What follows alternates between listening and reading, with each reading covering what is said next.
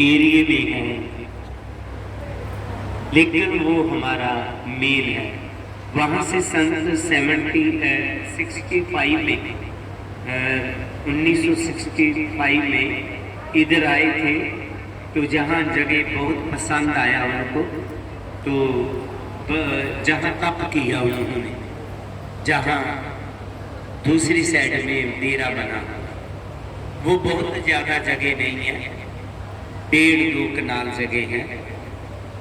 लंगर घर है, डेरा है, कुछ यात्री निवास बना हुआ है, ऐसे ही। तो संगत बढ़ने लगी तो था कि जम्मू को डेवलप किया जाए, लेकिन वो बॉर्डर के किनारे पे है। तो जी जो भी हिमाचल में है, तो हिमाचल के कुछ सेवादार थे, उनके नाम पर ये थोड़ा थोड़ा करके छोटा छोटा टुकड़ा लेकर के जमीन का जी खरीद दे।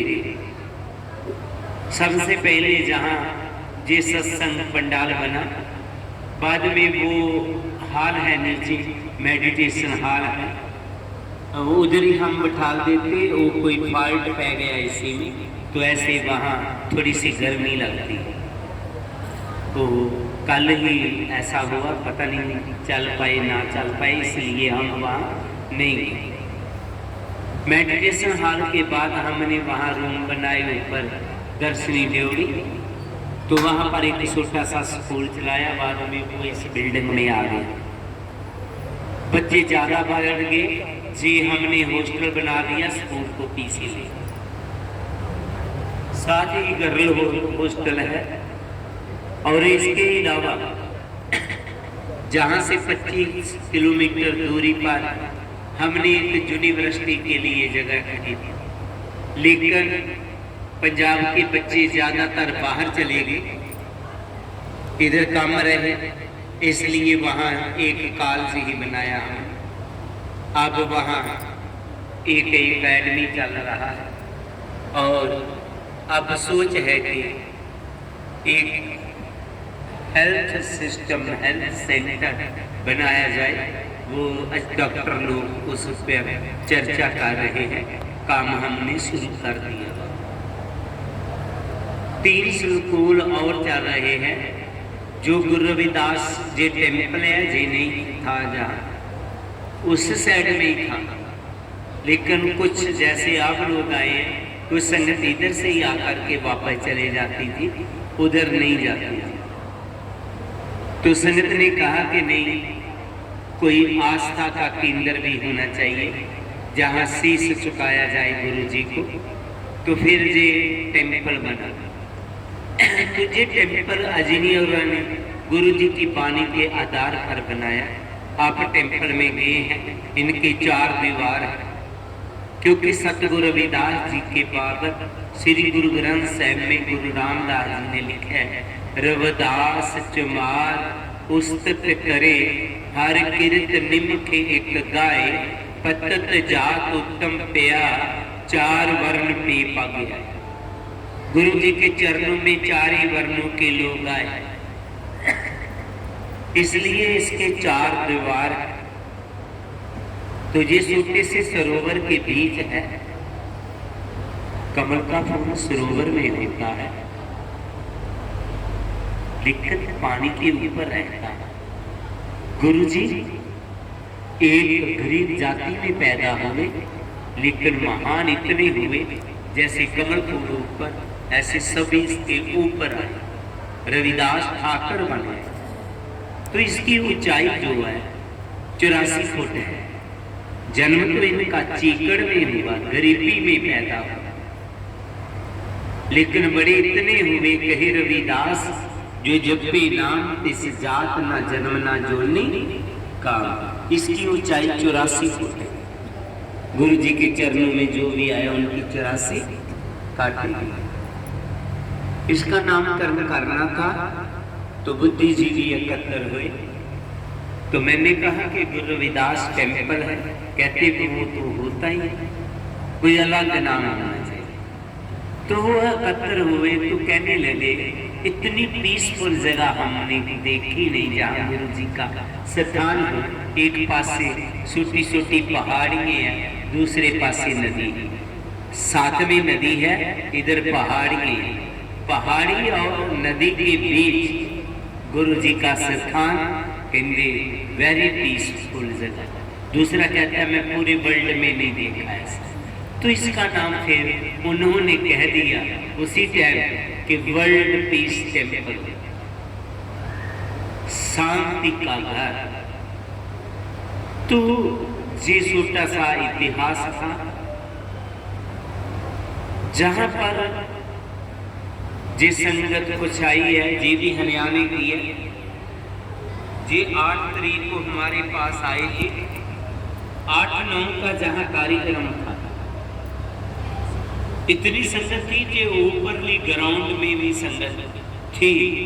एलसीडी लगा करके ही वो देखते हैं लोग सत्संग, लेकिन सत्संग सुनते हैं। एक मेले की तरह नहीं लोग आते कि आए मेला देखा चले, नहीं। जब तक सत्संग होना है एक भी लोग जहां से उठ करके नहीं जाता, जो आता जाता है बैठता जाता है। तो सभी का होता है कि हम पूरे दर्शन करते रहे। तो फिर इतनी संगत को ऐसे तो मुश्किल है, फिर एलसीडी लगा देती जाती है, लोग वहाँ पर बैठ करके ही सत्संग का आनंद मानते रहते हैं। सामने तो इधर उधर तक ही था। तो गुरु कृपा रहा, कोई तूफान नहीं आया, टेंट उड़े नहीं है कुछ। कभी कभी हो जाता है ऐसा भी कि टेंट उड़ जाए। आप गुरु जी के यात्रों के लिए निकले हैं, दर्शनों के लिए निकले हैं, बहुत अच्छी बात है। लेकिन ओनली गुरु जी के दर्शन करने से हमारा भला होने वाला है, उनकी बात को भी मानना है। मैं ज्यादा नहीं कहूंगा, अपने आगे जाना कुछ कह रहे थे। 2 पंक्तियां गुरु जी की हैं। कहे रविदास खलास चमारा, जो हम सहरी सुमीत हम।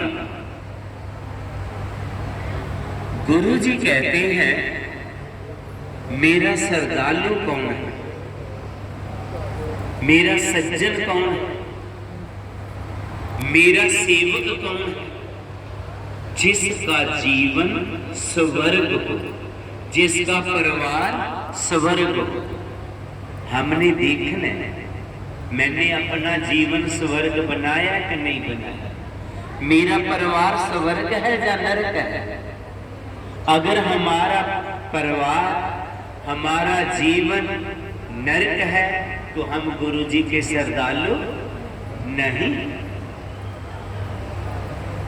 जीवन स्वर्ग कैसे बने, बेगमपुरे में कैसे बदले। सबसे पहले गुरु जी ने कहा, मैं आम ही सत्संग में ये बात कहता कि सत्संगत मिल रही है माधव जैसे मधुमक्खी।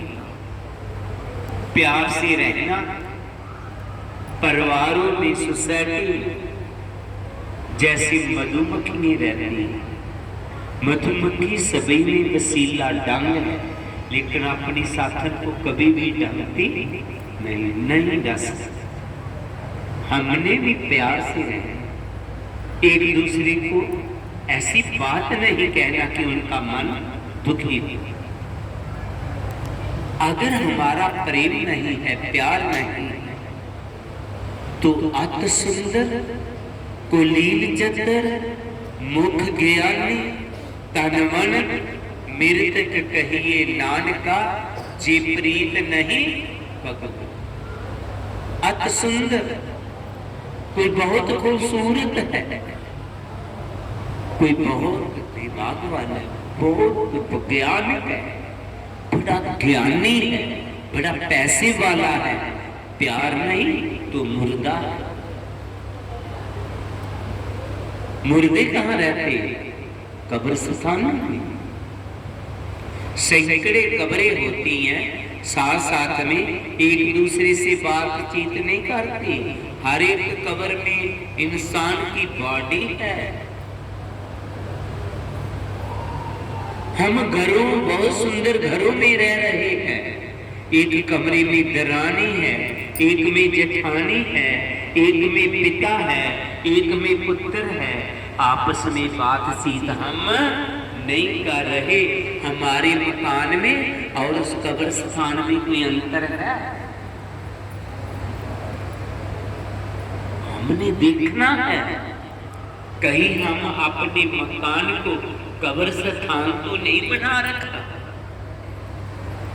कई कहते हैं मैं तो प्यार से रहता हूं, वो नहीं रहते।